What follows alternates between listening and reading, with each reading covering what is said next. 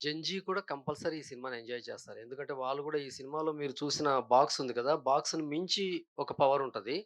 ఆ పవర్ అరే! మనకు కూడా కావాలిరా ఇది అని జెన్‌జీనే ఫస్ట్ అనుకుంటది. ఎందుకంటే వాళ్ళే ఎక్కువ ప్రాబ్లమ్స్‌లో ఉంటారు. మనం కాదు. ఆళ్ళకి ప్రేమ ప్రాబ్లమే, డబ్బులు ప్రాబ్లమే, ఇంట్లో ప్రాబ్లమే, మదర్‌తో ప్రాబ్లమే, చదువుతో ప్రాబ్లమే, లెక్చరర్స్‌తో ప్రాబ్లమే, వాళ్ళ ఫ్రెండ్స్‌తో ప్రాబ్లమే. Lot of problems, entertaining problems నేనంటుంది. ఫేస్ చేసేదే జెన్‌జీ.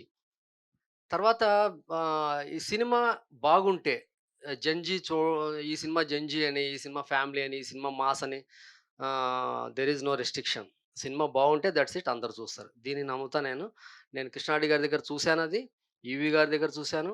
తర్వాత ఇప్పుడు 'అనిల్ రావిపూడి' గారి సినిమాలున్నాయి. ఆ సినిమాలు ఎంటర్‌టైనింగ్ అండ్ మాసే గదా! 'వెంకటేష్ బాబు' గారి సినిమా, 'చిరంజీవి' గారి సినిమా మన ఎంటర్‌టైన్‌మెంటే గదా! మరి బాక్సులు బద్దలైపోయాయి. రికార్డ్ కలెక్షన్స్ వచ్చాయి కదా! ఎంటర్‌టైన్‌మెంట్‌కి. కాబట్టి అది యూత్ చూడకుండా జరగదు గదా! సో, సినిమా బావుంటే దట్స్ ఇట్ అందరూ చూస్తారు.